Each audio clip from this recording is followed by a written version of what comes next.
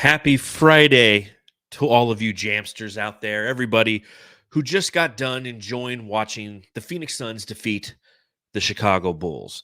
Maybe you're watching this live, and if you are, thumbs up. Maybe you're listening to this another time. But no matter what, Matthew, there's one thing I know. All of the Suns fans in Suns Nation, we're feeling pretty good right now, aren't we? Feeling really good. You know, I miss the games where you can just do laundry for the last 5 minutes because Chris Paul's just wide open for three. You know what I mean? Open. Yeah, you know what? Now we have those days back where we can get things done when the Suns just take care of business in the fourth quarter. And it looks like the old days a little bit right now, right? What old days? When we had KD the past couple years. Oh, on 2K. It's just like those days. Yeah, on 2K, yeah. 2K, yeah. It does remind me a little bit of like last season. If you're talking about the old days, you're talking about last season, the Phoenix Suns were very good at winning basketball games. And the team that has now obviously added Kevin Durant is 2-0 with his presence on the court. And you're starting to see some of those easy things that you mentioned. You're starting to see multiple guys wide open, guys stepping up, guys having the ability to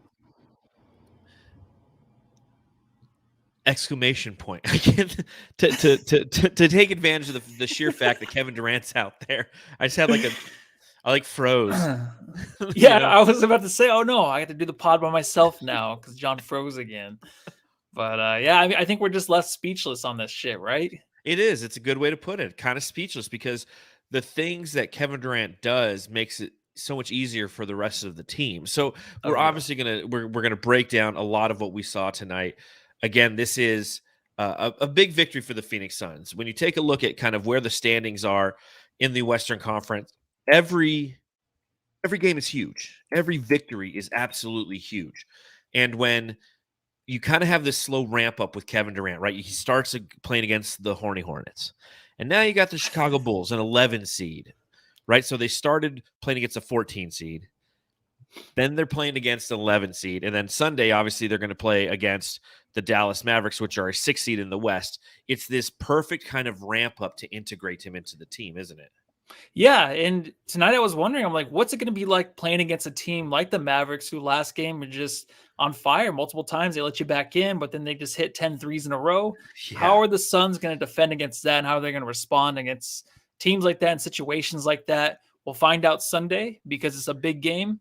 And I think just because it's regular season, it still matters because these teams are so close right now in the standings. Mm-hmm. But it's a big game for Kevin Durant to actually play some real minutes, I feel like, against a good team. Yeah, any chance you can to get a victory and to solidify your place in the standings in the Western Conference, you have to. And yeah, it got a little worrisome there and kind of in the middle part of the game. I don't think anyone was truly worried.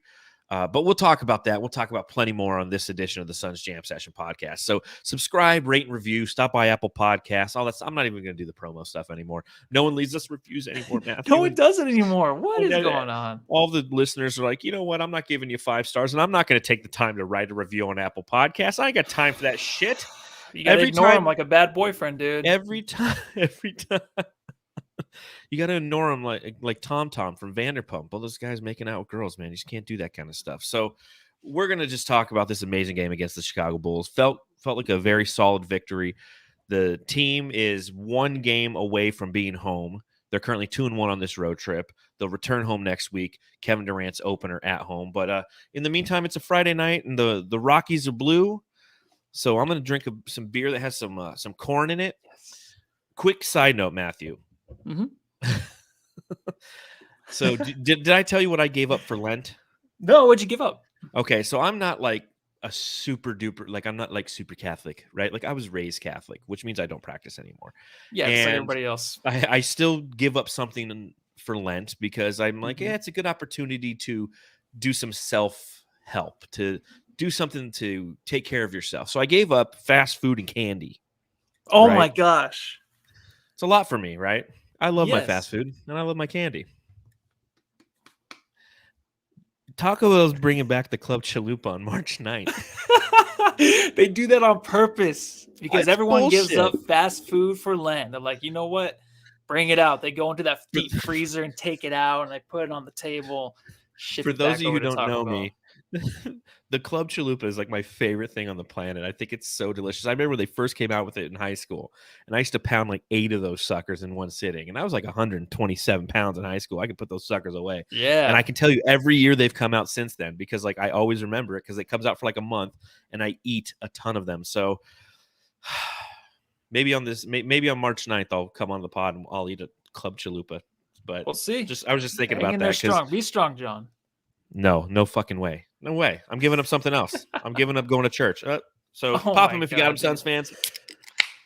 Let's talk about the Church of the Phoenix Suns.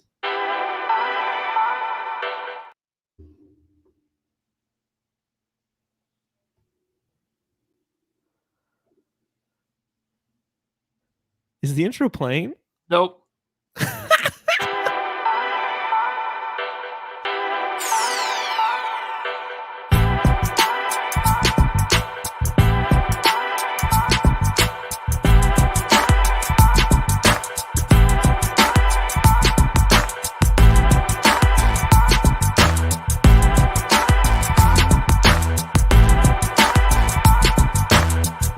Absolutely fantastic start to the Suns Jam Session podcast this go around, Matthew. This is going great.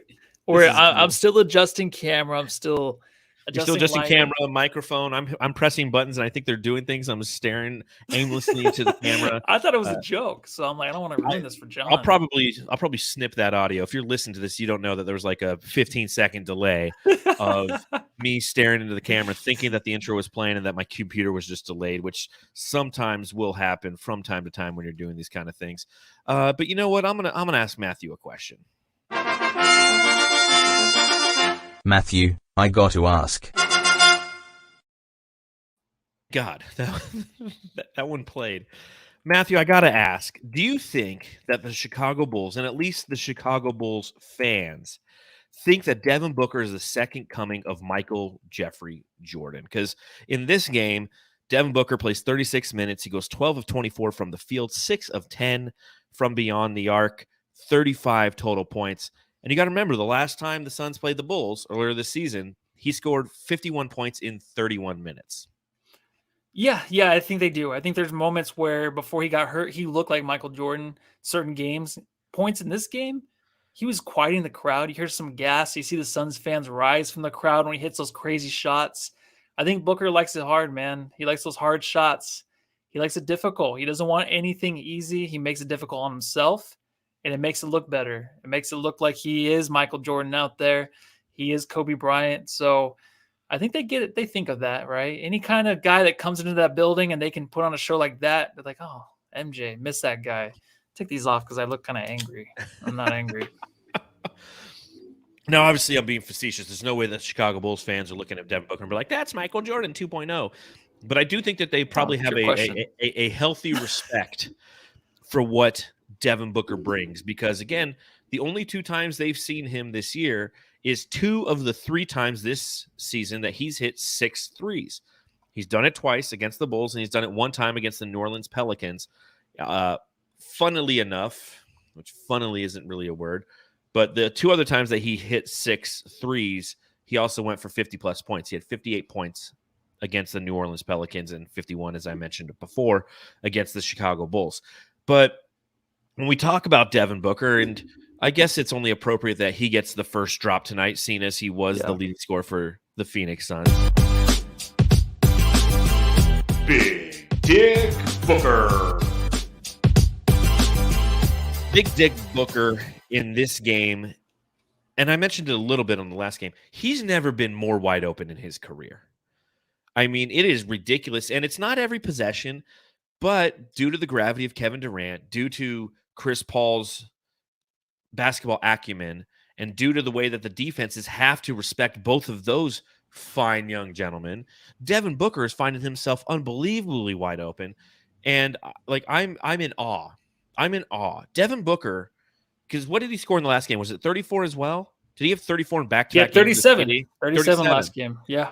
All right, so there you go. So he's averaging like 36 points since KD has shown up, right? Good math, dude. Love it. Good math. Yeah, 35, 37, 35.5. I don't know. math schematics. I'm not 100% sure, but again, he's the one who's going to benefit. And Black Sunday just donated $10 in the super chat. Thank you ever so much, Thank Black Sunday. You unlocked Says, my heart. does KD unlock Book? Matthew says, well, Black Sunday unlocks Matthew's heart.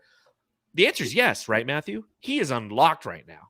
Well, I mean, I just said that he likes everything difficult. I think a lot of the shots that he's making are very difficult, but then you'll get the wide open one in the corner, just passing the ball around where he's just wide open like a Jared Dudley. Like no one's covering him. Josh Okogie didn't have any respect, but then Booker at times did not have any respect at the three. But it's not even that. It's because they can't get to him. There's just too many guys. And he right now is a guy that's really fitting in with KD, right? Him and we'll talk about Jock later, but Book right now is just feeding off of it. I think Book is playing like asshole kind of basketball out there a little bit, right? He was like in the second quarter, not really passing the ball, trying to get his shot, right? KD's out and he wasn't getting Ayton involved. That time, I'm like, come on, just be a little bit more unselfish. But Book is just an asshole out there right now. He just playing his game. He's not really passing the ball around. He's making it difficult for himself to get those shots off, but they're going in and it's looking good. I'm just interested to see how he can play make out there too with KD, because the playmaking is kind of down on him. He's amazing right now shooting the ball. He looks like he's back for sure. I just think the playmaking needs to step up a little bit because they get themselves in Booker hole. KD. Okay, Booker. Okay. Oh, okay. Yeah, Booker, KD's fine. Booker he needs to see the floor better, I think. But right now he's getting his shot and he's making them, and that's all we care about. But when you get in the hole and you let the Bulls come back in the second quarter, take the lead going into halftime, you're just like, dude, you could have moved the ball around a little bit more, but he was just taking these difficult shots all second quarter. And then like he just makes up for it in the second half and he just can't miss. So that's like, come on, do better. And then he just puts up the second half like he did. You're just like, fucking, I love Book, dude. Even if he is an asshole out there, I love this guy. He should be an asshole. He has to be. He should be. He's carried this franchise for years and years and years and been through the highs and been through the lows. And I think to the gift that a lot of people play, and it's of Devin Booker wearing an ugly orange jersey, untucking his jersey as the Phoenix Suns watch the Milwaukee Bucks celebrate their championship. And he just goes, damn. And the things that he's been through, he has somebody next to him who is better than him. And he's like, holy shit, because you're so good, everyone's going to focus on you because of your versatility, because of your size, because of your vision. Everybody knows what a threat you are. And Devin Booker knows he's the one who gets to benefit. He's like the kid in the playground right now. There's nobody happier than Devin Booker. So to Black Sunday's question, does KD unlock Book? Absolutely. And you're right. Devin Booker got a little ball hoggy, if you will, in that second quarter. You take a look at the first quarter for the Phoenix Suns to open this game, and they scored 40 points. They had a 166.7 offensive rating in the first quarter, 166.7. They had 40 points on a total of 24 shots, 22 shots. I mean, that's just ridiculous. They were 13 of 22 from the field, which is 59%. They were 6 of 13 from the floor, which is 46.2%. They had 10 assists on their 13 makes in that first quarter. Booker had 16. As we mentioned, Josh Okogie, who we'll talk about here momentarily, he had 13. And the team they looked crisp. They looked razor sharp. You could shave your head with how good they were. And then in the second quarter, to your point, Devin Booker kind of went into hero ball mode. And it's interesting because Kevin Durant started, as he's been doing, now 2 consecutive games. He starts the second quarter with the backups, and the team's looking good. The ball's moving around. I tweeted out, it's popping around all over the place. It looked fantastic. KD sits down. Devin Booker comes in. He goes 1 of 6 from the field. He has 2 points in that second quarter, and he's negative 13 from the field. And I think essentially what it is it's just Devin Booker having fun just playing around, right? He's like, I'm going to play a little ball. I'm not necessarily going to try to get everyone involved. I'm just going to try to big dick them, if you will. Well, I mean, the way they were kind of playing the second was, look at our lineup, right? I mean, subreddit stakeout, all they're talking about is that fucking lineup the Suns have out there. So in the back of their minds, when they're out there in the second quarter, to me, it looked like they're just like, look at our lineup, man. Like we're Yeah. going to come back. We'll be fine. That's how it looked. And he was having fun out there. It's just sometimes in the back of my mind, I'm thinking, can we get DA the ball? I just don't want other guys to be upset. I'm worried. I'm as happy as the saddest person in the room. I just want to make sure everyone's very happy on the court. And also Booker, I don't know if you noticed when the double teams come, he's doing a really good job of taking the double teams. Like they come to him and he's passing out of them. Like he takes his time with them and he finds a right hole, whichever leg to throw underneath or throw it over. But he's been better at that lately. You saw that tonight a few times. Like we're talking about the double teams and someone's going to be open. But when it's just Booker out there and the double teams come, he's doing a good job of just sitting there and then finding the open guy across court or just under the basket for an easy shot. He's doing a better job with that for sure. 100%. You could tell that he's definitely somebody who's seen plenty of those double teams. And real quick, the Jamsters are going nuts in the chat because you got the score wrong on there. It's 125 to 104. They're like, we want our 2 points. We want our 2 points. Oh my God, dude. My thing was delayed.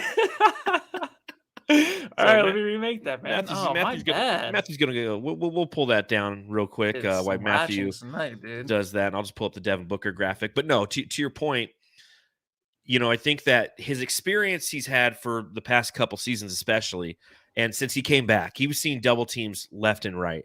And I think that another thing that he has in his back pocket is he's watching one of the best of all time do it. Because I don't know if you noticed, but every time Kevin Durant would get the ball, a double team would come and he would pass out of it instantly. Like you could tell this is a guy who for 15 fucking years or however long he's been in the league, he's been seeing double teams and he just so instinctively knows I'm just going to pass right out of it because what it does is just the ball whips around. Again, that's how Devin Booker found himself so unbelievably wide open consistently throughout this game is it was the double teams that were being thrown Kevin Durant's way. Yeah. Correct. For sure. There we go, James. There it is. There it is. There's the correct score. There's some white out and just, thanks, guys. The judge. Kevin Durant!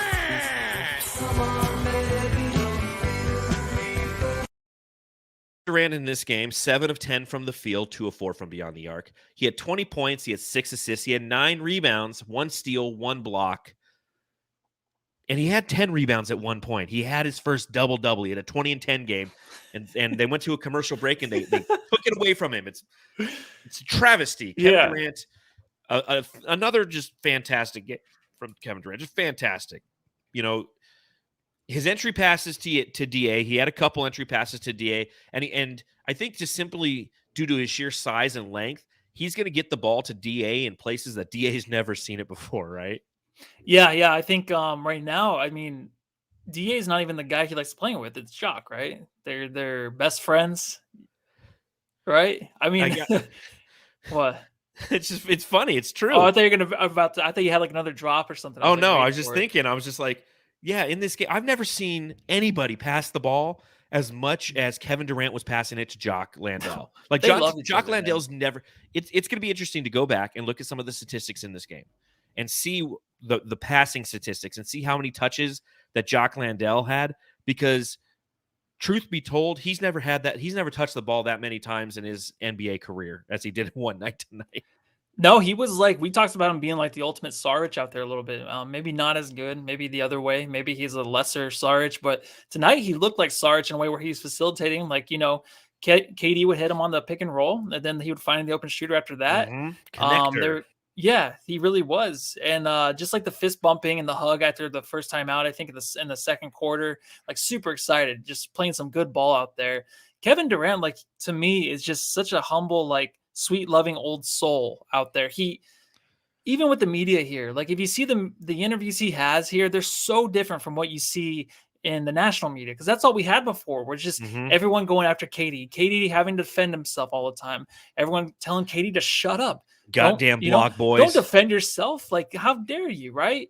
And of course, now there's shit where people are saying like he should get married and he should be okay with the criticism and stuff like that. It's like, I've always liked the way KD was, even before it came to the Suns, but now you get to see the sweet side of him to where he's just like that humble guy. Monty said, he's like, you don't have to be a leader, right? Just play ball, play your game here.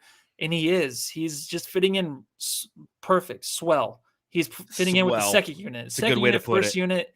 And I'm going to be interested to see, like, when he comes out early in the first, is he going to come in the second, when Booker's done? Because Booker will play the whole first. And then will KD get the second, the start at the second quarter, and then Mhm. play most of the second quarter? You know what I mean? Because Yes. they want to play separate minutes, but play together. And I think that's the best way to do it once KD starts to play at the 38 to 37 minutes. And he had 31 tonight, and I think that's a little bit more than probably Monty Williams wanted, but I also think that Kevin Durant was probably telling him otherwise. And you're right. I Yeah. think that, again, the 1-2 punch and the thing that's so interesting and lethal about this team is just that you can play Book. You got KD for the first 6 minutes of the first quarter. Book plays the full 12. He takes a seat. KD comes in, plays the next 6, right, until Booker comes back in. And then to your point, when we see the kind of that quote unquote minutes restriction lifted for Kevin Durant, he'll stay in more minutes, or he'll take a seat for 3 or 4 minutes and help close out the second quarter. And that is lethal. That is very, very tough to stop. Libertarian Sasquatch in the super chat, we appreciate it. $4.99. Sasquatch. Truly appreciate that, Sasquatch. He said, you can see why we needed KD. When the offense starts to stall, KD is instant offense. Yeah. And like instant offense. And he had 20 points tonight. It didn't feel like it at all. It didn't feel, because it's so, again, 7 for 10. It's not going to feel like it at all if you go 7 of 10 from the field. But what he does and the gravity that he brings is still something that, I feel like I'm sitting there watching my TV with like my chin in my hands, and I'm just watching in awe because, again, I've been a fan of Kevin Durant for years and years and years, but I haven't watched him game to game to game like I'm about to, and I'm just so excited to do it. It's one of the most exciting times in my Phoenix Suns basketball watching career. And one thing that I found interesting, and there's no secret about the fact that I'm somebody who, like, I kick it on Reddit, right? Like, I love the subreddits, and I was actually, after the last game, I was reading some of the national comments. If you go to our NBA versus like our Suns or our Bulls or whatever, you have to go to our NBA. And I was seeing some of the comments that some of the Redditors were putting on there following the Suns' victory over the the Charlotte Hornets. And a lot of them were just like, they're in awe too. And they're simply saying, like, it's crazy how Kevin Durant can come off injury every time and there's no ramp up period. It's like, and Kevin Durant's back. And one of the best players in basketball is back. And how he just takes a break from time to time and then comes back and he's just Kevin Durant again. And how efficient he is and how fluid he is. And these are things that we are seeing now, 2 consecutive games in a row. Kevin Durant is just so fluid. And it's so smooth. And as Libertarian Sasquatch said, he's instant offense in so many different ways. The way that he's starting to set up the offense, the fact that we have a 7-foot guy bringing the ball up every play. I mean, you start to think about those questions about Cameron Payne and the backup point guard and things. And then you go, oh, well, Kevin Durant's going to be out there. Like, shit, we don't need that backup point guard necessarily. We don't need to release Darius Bazley and go get John Wall or make a run at Goran Dragic or what have you. No, yeah, Derrick Rose might be a nice pickup, but I don't know if it's going to happen. But I know the whole backup thing is not going to probably even matter anymore because Cameron Payne was playing a lot of off ball, which he probably needs to be playing. Yeah. But I love how just KD was just so nervous coming into the first game 2 days ago. And like, he just is like a team player. He just adjusts so quickly. But like, being a team player is huge on this team because I feel like he still needs to be a big fan of Ayton for him to strive, right? Ayton has to grow up, obviously, on the court, but KD's a big fan of his. Like tonight, when Ayton thought he was fouled and KD went to the ref with the ball, was talking to him like, hey, he got pushed or whatever. Like that's what Ayton needs. I know, like, not being a leader like Chris Paul. Chris Paul's like yelling at him. Yeah, Chris Paul's you goddamn son of a bitch. Like, Monty said he's been a leader his whole life. He has been. And I think KD is a leader in his own way. Booker is too. But I'm telling you, man, KD is just a sweet guy on the court. I know it sounds dumb, but he's a sweet old soul that just wants to win basketball. He'll do anything for these players, man. It's nice. And it's not even in full throttle yet, man. We're like 20%, 30% there, I feel like, with this guy. For those of you who've ever watched Back to the Future 3, right? Like, terrible, yeah. Oh, you like the movie? I love the movies. Come on, man. Jesus Christ, my Lord and Savior. Kevin Durant's my Lord and Savior. But in Back to the Future 3, essentially what happens, in order to get that train up to 88 miles an hour, they take these logs, right? And they throw them on the fire, and it gets faster and faster. Yeah. Like, the Suns have just thrown the first log onto the fire. And we still got 2 more logs, if you will, that's just going to continue to boost this team to go faster and faster, to be more efficient, and have more connectivity with them. And I love that when Durant's out there, he's trying to he's out there. I mean, like Chris Paul, when Chris Paul first came here, because you got to remember when Chris Paul first came here, you had a roster that for the most part didn't have a lot of turnover. Same thing the following season. But when you have one of those cerebral basketball players, they're just trying to figure out what's at their disposal. So maybe he doesn't know that Jock Landale ain't that good. Then he's just feeding him passes like, hey, man, you're going to be open every time, and just those pretty bounce passes. And even Landale's like, oh, shit, I got the ball. And like you said, he becomes a connector where he's trying to pass out of it and what have you. But again, I think that as the minutes start to stack upon themselves and as Kevin Durant plays more for this team and has more opportunity to be around other players, he's going to, much akin to Devin Booker, unlock the best part of them. And again, that's why we sit there in awe watching this basketball team for 2 consecutive games just play very, very well. And at moments they didn't, because they were stepping outside of themselves and trying different things. You can do that. That's what happened last week when we played against the Bucks. Is I felt like the first quarter, the Suns were literally just trying different sets. They were trying to get players in spaces to get them used to the Kevin Durant arrival. And it'll be fun because in a couple weeks we play the Bucks again. It'll be interesting to see how different these 2 teams are. That's going to be wild. We do give this season a lot of shit. We give the players a lot of shit for not really playing during the season. So it's kind of like a lot of questions, a lot of things that you just don't know what's going to happen, right? You don't know what's going to happen in the future with these teams because you just haven't seen these guys fully healthy. I think last night's game, and I watched or was it last night's? I think it was with the Dallas Mavericks, and they were playing the I don't remember. How do I not remember anything? Nuggets? But I watched the whole thing. Clippers. Where Kyrie and Luka combined for 82. Yeah, I was watching that game too. Yeah, they couldn't miss a fucking 3, dude. They couldn't, but that's the mystery. It's like it's one game you turn on, and it's finally, the Stars are playing hard against each other, and you have the Sixers like with Embiid and Harden going head to head. And no, that was it. It was the Sixers and the Mavericks. Yeah, it was Sixers. And Mavericks. Yeah, and I'm like, oh my god, this is actually a game where they're all playing. And like, we just don't know what any team looks like because no one plays. And of course, we're right at the trade deadline, but no one plays during the regular season. So a lot of mystery going forward. I love mysteries. Well, and that's the fun part about the back end of the season is you are going to see a lot of these teams that are trying to prime themselves up for the playoffs. I mean, you can't load manage your team all the way to the playoffs, right? You have to start at some point, right? You have to start just simply playing your players and seeing what they have. Now, obviously in Dallas, they're not a load management team. It's the Clippers who truly don't know who their identity is, but I mean, we can, do you want to talk a little bit about the upcoming schedule for the Suns, or should we save that for the back end of the podcast? Let's do back end because you brought it up and I'm just like, yeah, back end, I guess. Well, one question we can ask for this game for the Phoenix Suns is everybody played, right? Or did they? Where in the world is TJ Warren?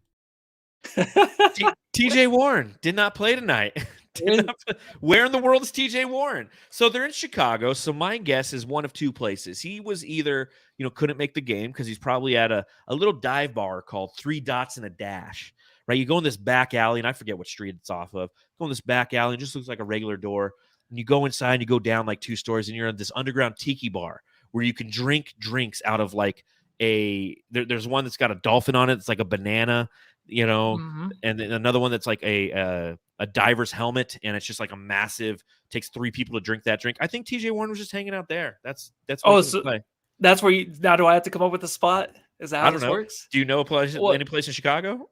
No, if there's a Toys R Us out there, maybe he's stuck in the Lego section where it's like, dude, these things are fucking like $60 for like a little box. So you spend like 2 hours there trying to buy your nephew something from there, and it's just too expensive. Maybe that's where he's at. He's just staring at it. So Crazy Luigi says maybe he's at the Museum of Chicago. Maybe he's just kind of stuck there and he doesn't know. How's there a Museum of Chicago? Chicago still exists. Like, I don't know. It's the history of Chicago? Yeah. The Great How Fire. How long has it been around? Stuff. 40 years? So says Jay, says Home Run Inn Pizza. Lou Malnati's is out there as well. Maybe stuck at Lou Malnati. Undertow. Somebody says Dan T. Undertow. Undertow is in Phoenix. And in fact, Undertow, if I remember correctly, Undertow in Phoenix on 36th Street in Indian School used to be an Avis lube that I worked in high school, and I drove a car into the pit when I was hungover. So, the stories. How are you still alive after that? Who knows? Who knows how I was alive after that, and who knows how I'll be alive after this ad from DraftKings. NBA fans, it's time to bring the hoops action to the palm of your hands with DraftKings Sportsbook, an official sports betting partner of the NBA. This week, new customers can bet $5 and win $200 in free bets instantly. Plus, for a limited time, all new and existing customers can get a no-sweat same-game parlay every day. Go to the DraftKings Sportsbook app today, opt in, and place a same-game parlay on any NBA game. And if it doesn't hit, you'll get a free bet back. I do this like every night. I go and I bet a three-legged parlay on a random NBA game, and if I don't win, I get a bet back. It's making money, or losing it, unless I win it. You know what I mean. Download the app now and sign up with code TBPN. New customers can bet $5 on the NBA and get $200 in free bets instantly. Only at DraftKings Sportsbook, an official sports betting partner of the NBA with code TBPN. Minimum age and eligibility restrictions applied. Void in Ohio. See show notes for details. I want to get a shout out to Black Sunday, $5 in the super chat. Thank you, man. Or women, or Thank you, Black Sunday. A little off topic, but do you guys think Craig is playing himself out of rotations for the playoffs? He's bricking every three he takes, it seems. So Torrey Craig in this game, 21 minutes played, 0 of 4 from the field, 0 points, had 4 rebounds, 1 block, and 1 play where he appeared to trip over Patrick Beverley's foot and just fell down and cried for a long time. So, what do you think? What do you think? What do you think? Well, first of all, he got pushed by Pat. A little bit of a push, but it was a push. We'll go with that. Craig's fine. Just give him some time to adjust. He's moving back to the bench. That's the thing, is we can't get too carried away with these guys right now where we're just saying, you know, they're done. Replace them. Get a buyout guy. Replace this guy. You know what I mean? Like, we love Craig, and nothing against you, Black Sunday and all, but I just think we can't look into this too quickly. I mean, give these guys some time to adjust. It's a big, even though they're not big stars, you just think like these role players like Craig can just like fill a role and they'll be okay and be the same player. They do need time to adjust to the bench, or if they're going to be a starter. Okogie is just amazing. I think we're blessed with Okogie. And now that if no one is Okogie, we kind of get upset because they're not playing like Okogie. Yeah. But Craig will be back. He'll have his game. So he'll hit some threes. He'll grab those big boards. He'll play some good defense. So he is who he is, and I love him. I think he's going to be fine. And remember this too, Black Sunday. Monty Williams loves him. James Jones loves him some Torrey Craig, right? He's traded for him twice. So, yeah, I could see he's having a rough couple games since the arrival of Kevin Durant. That's expected, right? He's a guy who this season has put together, I believe it's a career high when it comes to games that he has started, right? I mean, he's been in the league now for, I think this is his 6th season. The most games he's ever started is this season. 49 of the 60 games, now 61 games that he's played in, has been as a starter. So there is going to be an adjustment period for Torrey Craig as he returns back to the bench. I don't think he's playing himself out of rotations. I think due to his sheer size, cerebralness, experience, athletic ability, he's going to be one of the 8 to 9 players that the Phoenix Suns are playing. It's just going to take him a little bit of time to get used to coming in off that second with that second team unit. And that's just the way it is because Stone Cold said so. Amen. Right? Amen. Right. Yes. I still am working on the Josh Okogie redrop. I could play it right now, and this is what it looks like. Nothing. So I'll work on that. But Josh Okogie again tonight. 32 minutes played. He was 7 of 15 from the field. A career high 5 made 3-pointers. He was 5 of 10 from beyond the arc. 25 points for Josh Okogie. It also had 4 rebounds. Just an amazing game. 6 for 6 from the line, mind you, as well.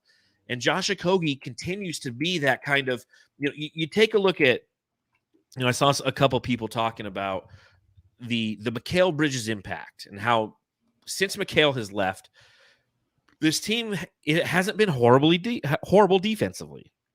I know that we had about 4 games prior to Kevin Durant. I mean, we made the transition, and we went 4 games without Durant here, and the team still wasn't horrible defensively. And some people are like, well, Mikal maybe is a little bit overrated on defense.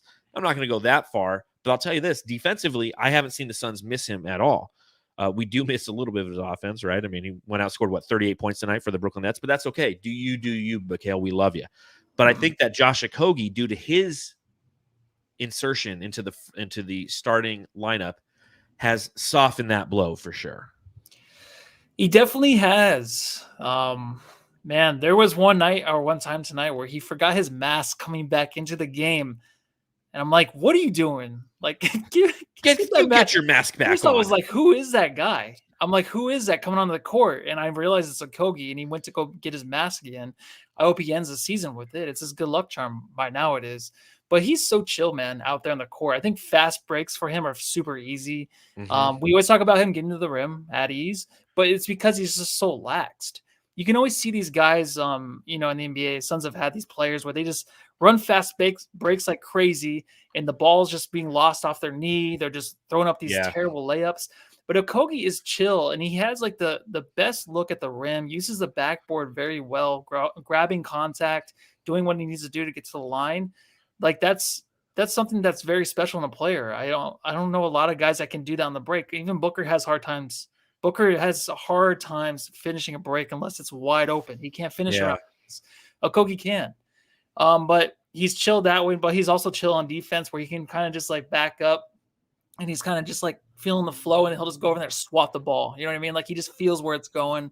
But man, hot start. I know some Jamsters were upset last pod. They were like, where's Okogie? Off game. People were calling him to come back and just put up some big numbers. And man, he just made us very happy tonight, right? 100%. 100%, man. You bet your fucking ass he made me happy tonight. Although there were times where I wasn't happy. It's interesting because when you have Chris Paul and Devin Booker and Kevin Durant and DeAndre Ayton, and then like Josh Okogie's the number 5 guy. At the beginning of the game, he went out and I think he hit like his first 2 threes. I was like, all right, let's go. Thanks. Thank you for your contribution, good sir. Now I want to watch the Stars play. And then like he shot it a couple more times. Right, I think what did he end with in the first quarter? Like I said, I think he had 13. Well, he had 13 points. Yeah, he was 4 or 5. Yeah. He was 4 or 5. And I remember when he missed his one shot, I was sitting there thinking to myself, I'm like, okay, Okogie, like settle down. I want to see Kevin Durant shoot the ball. I want to see Devin Booker shoot the ball. And it's like it shouldn't bother me, but when he's out there and he's surrounded by the midi men.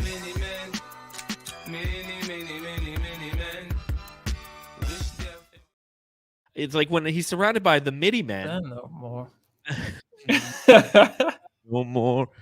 But you're like, okay, Josh, I don't want you to shoot. But then he keeps making it. You're like, dude, this is nothing but a bonus for this team.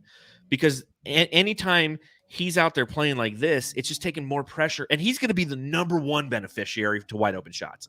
We talk about DeAndre Ayton, and we'll talk about him momentarily, how he's going to be get a lot of benefit from the sheer fact that Devin Booker and Kevin Durant carry so much gravity with him. But Josh Okogie's going to be wide the fuck open all the time, right? Like he is the ultimate, you're going to have the best look at the rim anytime you get the ball guy. And he took advantage of that tonight. And he kind of reminded me of like a my player on NBA 2K. Like I personally am playing 2K again, and I've done my player, and I'm playing the small forward role because I knew as I created my player, that's the role I wanted to play on this Phoenix Suns team. And you go out there, and it's like you got Kevin Durant and Devin Booker, and it's like every time I get the ball, I'm like shooting it. I'm like, oh, I got to put up my stats, and that's what Josh Okogie's doing. He looks like a creative player out there with a mask on. He's just fucking draining it from beyond the arc. But who's the guy? I mean, I hate when people set this up like, oh, who's the guy that who we just traded, and now he kind of looks like that guy. It's Mikal Bridges, obviously, where in a way he just the confidence. Before Mikal left, it was always about keep shooting, stay confident, keep shooting your shot, handle the ball more. Okogie is just still staying confident. He's not fazed by KD coming, and he is the ultimate my player for sure. If he can wear masks, I don't know if you're allowed to wear masks. Yeah, I don't know if that's an accessory. I don't know if he can, but that would be sick because they have different selections for these players of what they want to wear. So get that accessory added for sure. Yeah, get accessorized. Get accessorized. Shout out to Dan T in the chat, $5 in the super chat. Again, we appreciate it. He said he bought a mid-range Mafia shirt today Thought you Looking should know nice. that. Keep on trucking. And for those who don't know what he's talking about, we got this right here. It's on our Redbubble page. The link is below in the description. It is the mid-range mafia. It's got Ayton and Paul and Booker and KD, and it looks like the Godfather. And it's a pretty nice piece of apparel, Matthew. It's nice, and if you have the puffy nipple issue, then it covers that right up. Perfect. Yeah. Well, the nipples actually go underneath Ayton and Durant's face, so it just kind of it gives them a little bit more depth, if you will. So I Your think nipples that's kind are of, their nipples. yeah, exactly. It's a perfect Yes. perfect combination. Yeah, absolutely. It does. It does. Looks really.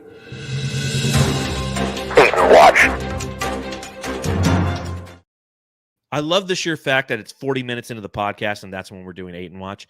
DeAndre Ayton in this game, 27 minutes played, had 7 points, had 3 rebounds, 2 of 4 from the field, 3 of 4 from beyond the arc. Had 1 steal in this game. Matthew, what do you think about DA? Man, he's got a lot to learn out there, man. And I'm getting to the point where he went down with the little knee hurt, hurt his knee, little knee hurt. He hurt his knee, and I felt bad. I'm like, please don't get hurt, man. Yeah, Josh Okogie went into it. Yeah, and his foot barely moved back, so it helped out. But I'm like the one guy we don't talk about getting hurt, Ayton, and it's like, well, he didn't play too good tonight, so how much will we miss him? Jock can start. It's like, no.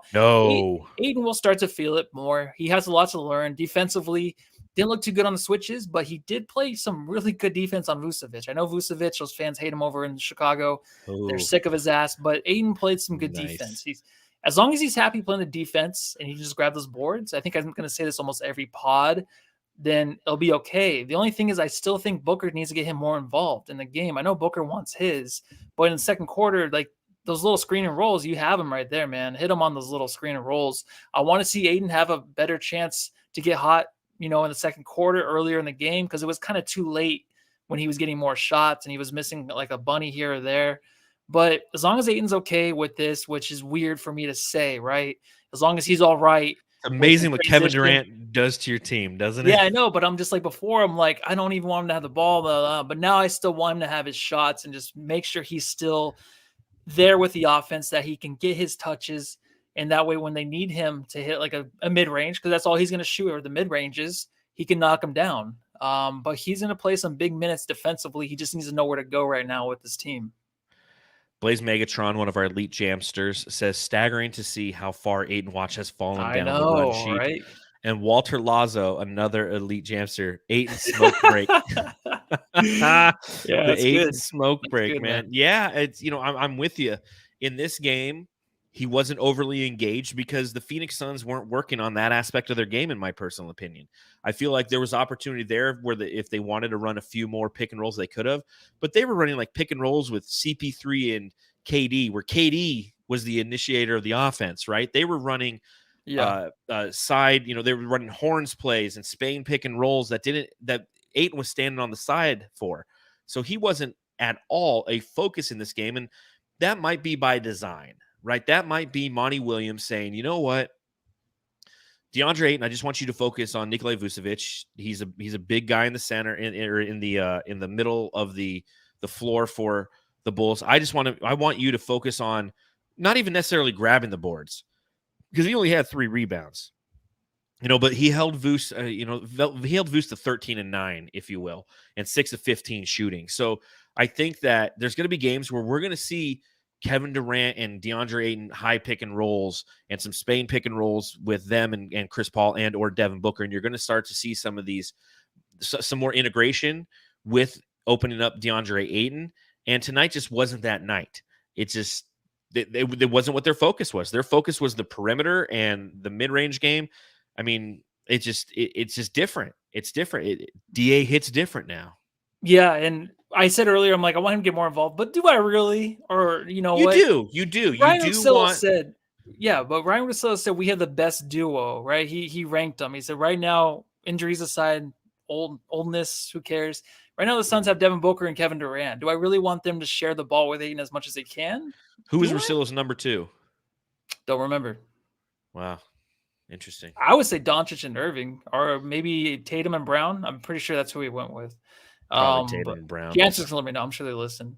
But dude, right now, like, if we're talking about giving DA more opportunities, like, what am I talking about? Exactly. We don't need him to shoot 20, right? 2 weeks ago, we're like, shoot a month ago, like DA needs to shoot 20. Now it's like he shot 4 times, and I'm A-okay with it. I think he's going to be good too. He'll be okay. But he has that wear on his face where he looks like he's really paying attention and really working with his team. He's trying to. Watching Kevin Durant, who's the size you are, play the way that he does. Like DA can never have that much fluidity to his game. He doesn't. He doesn't have the handles. We all know that. But seeing the way that KD, again, the most interesting thing I saw all night was every time a double team was coming, like they passed the ball to KD, and as they were passing it to KD, the defender of the player who was passing it was following the ball over there essentially to provide the double team, and he just bounced past it right back, just boop, boop, boop, just picking apart the defense in that capacity. And it's one of those things. It's like, DA, that's where I want you to take notes.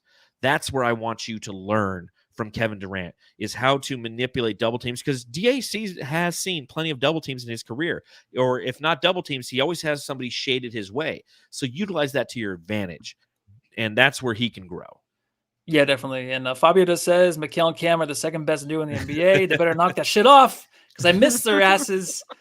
Biza says DA's body language was awesome, right, Lissy? I do agree. It looks better. I mean, you're not getting the results you really want right now, but it just looks like he gives a shit in the right way. Ever since I've been here, we talked about everything you want is on the other side of hard. This is hard. Monty Williams, coach of the Phoenix Suns. It's hard is managing this team. Aspects of it, right? Like when you got Kevin Durant, you got Devin Booker, you don't have to do shit, right? But again, the challenge that Monty Williams has before him is integrating these guys, putting in new play sets, trying to play with this bench and trying to unlock the keys to that bench and finding who the right players are. And I think so far through 2 games, again, knowing that these are 2 sub 500 teams, like I said, a 14 seed and 11 seed in the Eastern Conference. But so far, it's looked okay, right? It's looked okay. I think that obviously we're going to have a much more interesting test come Sunday against the Dallas Mavericks, which I can't fucking wait. And I'm so glad that game's on at 11 a.m. So I don't have to I love it. Wait for it all day. Yeah. But what do you think about the job that Monty's been doing?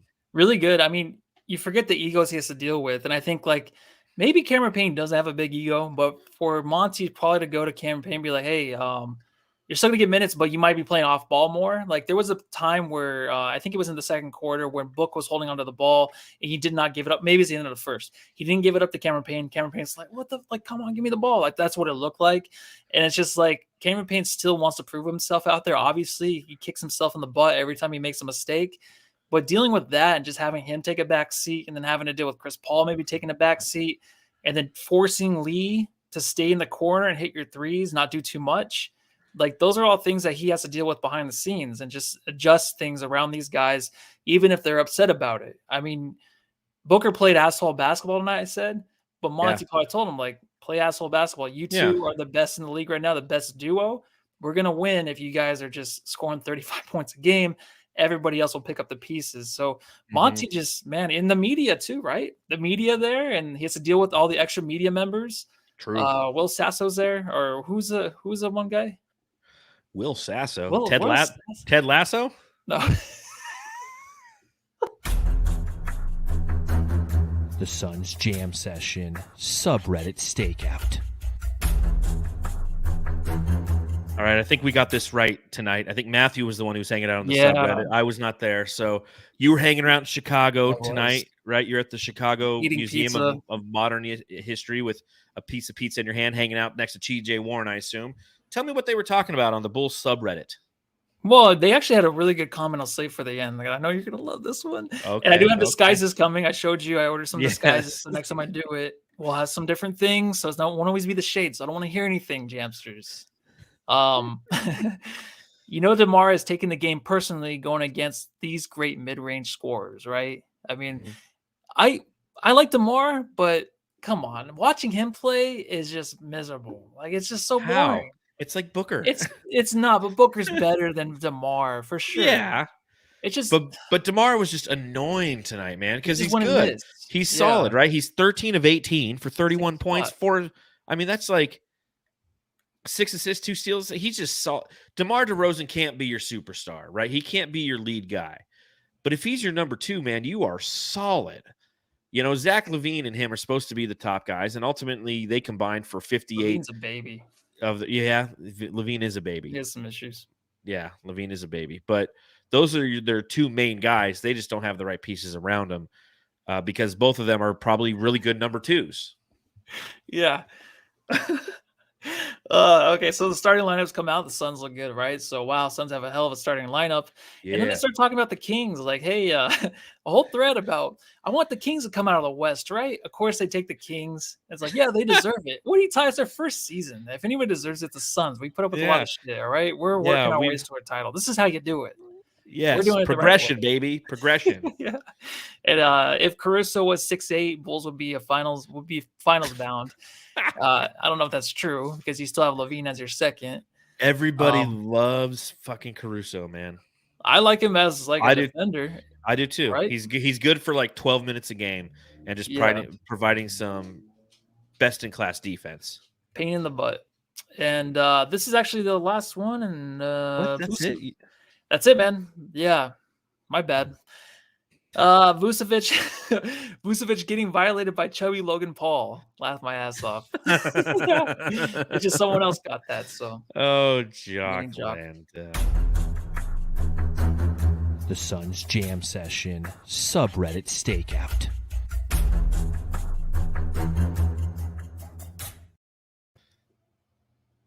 You weren't hanging out in Chicago too long, huh? Was it cold? No, I looked at it. I'm like, that's enough. That's good. And I just stopped. That's how Chris Paul feels when he plays. He's like, that's good enough. I'll stop. The point guard. Offensively, Chris Paul saved it all pretty much for that fourth quarter. He scored 11 points. He had 10 assists in this game, 29 total. I love that, Matthew. 29 minutes played by the point guard tonight. Like, how great is that? It's awesome. That's beautiful. That's beautiful. And who tweeted it out today? It was Shane Young at Young NBA. He said, Chris Paul is about to have a blast for the rest of the season and playoffs. Easy read after easy read, giving the smartest pick and roll player ever the options of KD and Book is unfair. That's true. Yeah. Yeah. I mean, as long as they look like tonight, I mean, there are times where you're like, hey, he might be washed, but I don't think it's that bad yet. He's still working things out. Him and Ayton are the two guys that really need to work things out with Ayton. But right now, Chris Paul, if he can hit those shots where he's wide open, I swear to God, he looks just like your dog Laney, a little fat chihuahua out there. That's what I think about every time he walks around and does anything. CP Laney. Hopefully that's not a big insult. I'm just saying, like, he just waddles around and he just does his thing. But I think right now, dude, Chris Paul is just gonna hit those wide open threes, Jason Kidd style, right, with the Mavericks. Yeah, that's what we're gonna get. And facilitate the offense. And again, I like the fact that he's taking the shots at the back end of the game, because again, when we hit those crunch time minutes, you're gonna have three different options out there, and one of them is gonna be open, good, bad, or indifferent. Just the way it is. If you play it straight up, those guys are then technically open because they're that good of players. And Chris Paul, this 29 minutes of just having fun out there, running pick and rolls, and again, he wasn't targeting Ayton. I don't think that was the game plan for Monty Williams tonight, is to get Ayton involved. It was run some of those high pick and rolls with CP or with KD and see what kind of actions you get off of that. I don't think he shot a mid-range shot in this game. He shot one. It was like from the free throw line and he hit it. So, I mean, he's just trying to get to the playoffs and get to him healthy. And with the assets at his disposal, I think he's gonna have a lot of fun. And it's going to be fun again for us to watch. He doesn't look like it, but I guess he'll have fun. He does not look like he's ever having fun out there. No, he's always mad at something. He looks like he has hemorrhoids out there, man. He looks annoyed. Well, he's a little bit older, and that's why he doesn't like to sit on the bench very much, man. He doesn't want to aggravate something that's inflamed.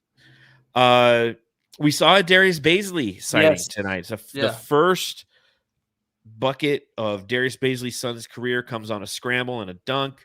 He's already got a highlight that I can put at the intro and the outro of this pod before Kevin Durant does.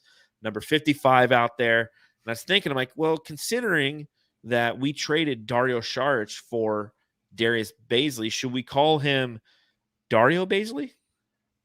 Or Blazy? Blazy Break? Blaze Break. I don't know. Blaze Break. That's not a bad idea. We'll see. We'll see where he hangs out. Did you see anything from Darius Bazley, or Just like, super nervous. who cares? Yeah, I you can like tell. the fact that guys are nervous to play for the Suns. Like it's like him and Durant are like nervous to be here, and they're just like, oh, like no, not wanting to mess anything up. Just crazy to watch. But he had that dunk. It looked nice. He looked like shit on defense at first, but he picked it up a little bit. He did. Yeah. And you're right about him looking nervous, because you could see he was constantly like looking around, kind of like somebody who's blazed and they think that everybody knows they're blazed and they're like paranoid. He like, that's how he feels. Like he's out there on the court. He's like, oh, that's Kevin Durant, dude. Like, oh shit. Does he know I'm over here? Oh shit. This is weird. This is awkward for everybody. Just really quick, I was smoking. I really don't smoke, but I smoked last weekend, and I was watching Resident Evil. Okay. And I could not understand the movie. I'm like, what is going on? And I had like chalupas, and I was reaching for one, and I had an open bag an open wrapper in my hand. I'm like, wait, who ate my chalupa? But I was putting it in there, and I was like, oh, damn, you were rocked. Yeah, I guess so. I know that's why I never smoke. That's why it's awesome to smoke once every month, baby. Yeah, don't do it every day. Stay in school. Or do it every day. Dare. Drugs are really expensive.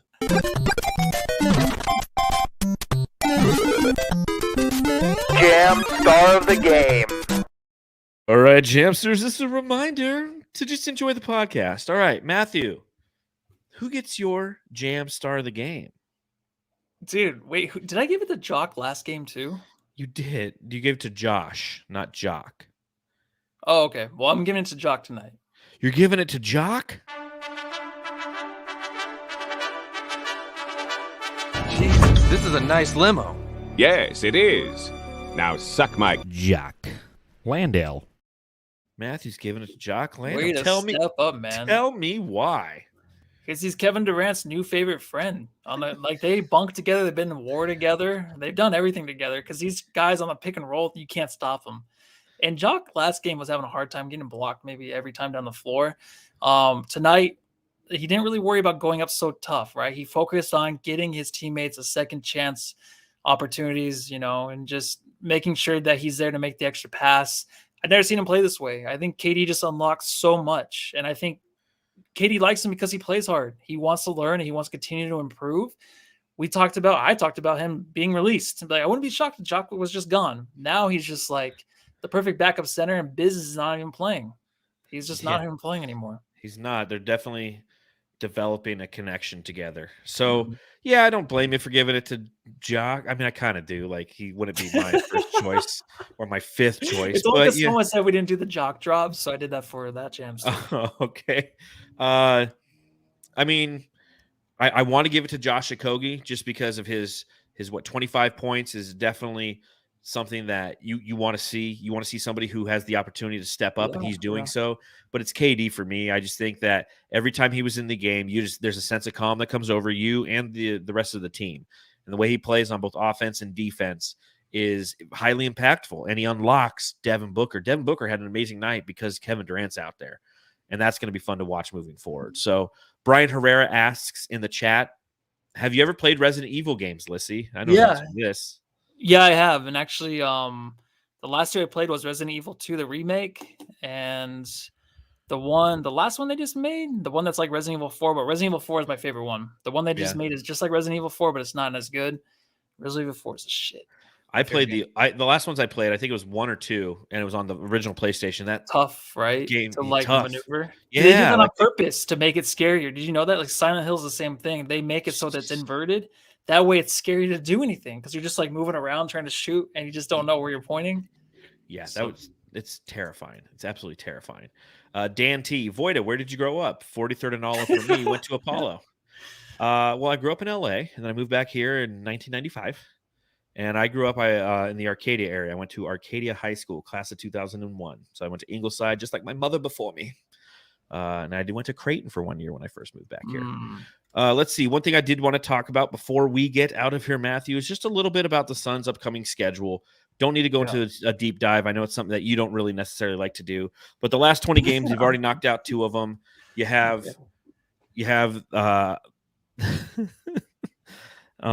for those of you who are listening, I'm sorry, but we're just being goofballs. But of the remaining games for the Phoenix Suns, they have 10 home games and now 8 away games. I think we have 3 back-to-backs. not a lot of rest upcoming, especially, you look at the schedule. We play on Sunday, and then we got 2 days off until we play the Oklahoma City Thunder. Then we got 2 more days off, and then we play the Kings. Then we got a day off. Then we got a back-to-back against Golden State and the Bucks. And what's interesting here is if you look at the schedule and you see the Bucks and the 76ers, both of those are on the second night of a back-to-back off a travel day, which kind of sucks. That's fucking crazy, isn't it? Yeah, you play Golden State at Golden State, and then the next night you're home against the Bucks. And then they play the Kings in Sacramento, and then the next night they're home for the 76ers. So I almost put those as like kind of scheduled losses, if you will. But is there anything in this schedule when you take a look at it that is like that you're like, oh, hell yeah, or oh, fuck no, besides the things that I mentioned? You know what? I just think about injuries. I think about OKC maybe not playing SGA those 3 games just because of tanking reasons. I've heard about that today. I don't know if it's true or not. Well, maybe he won't be playing as much. So I think about that. And then Steph returning Sunday at the Lakers. So he will be back. Yeah. He will be back for the game against the Suns in a week or 2 weeks, sorry. But it doesn't look as bad as I think. You got the Lakers. LeBron's going to be out probably for the rest of the year. And then you also have the T-Wolves. They're not going to – I don't know. I just think it's going to be a winnable schedule. I'm thinking if you're going to ask like where we finish, like I think we'll finish a 4th or 3rd seed. For sure. But I mean, what do you think, man? Which will be a question that we'll start to really explore here soon is where do you want to be? The 3rd or the 4th seed? Who do you want to play in the first round? Who do you want to play in the second round potentially? Western Conference Finals. We'll get to all that fun stuff. Yeah. But when I look at the schedule, there's a couple things that I noticed. We play the Denver Nuggets, who are obviously the number 1 seed in the Western Conference 2 more times. One of them is our 3rd to last game.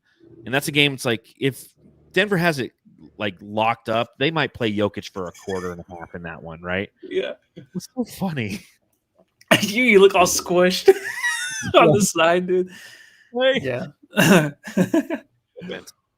We play the Kings a couple times. Both are very, very interesting games because that's the team that we're looking up to in the standings. And the sheer fact that you say that out loud can be funny at times, but that's just the nuts and bolts of it is we have to, if we want that 3 seed, if we think that 3 seed is something that's highly valuable, it's the Kings that we have to ultimately play. And the question then becomes, do you want the 4 seed to potentially play the Denver Nuggets in the second round, or do you want the 3 seed to potentially play the Memphis Grizzlies in the second round? That's something that we'll be exploring.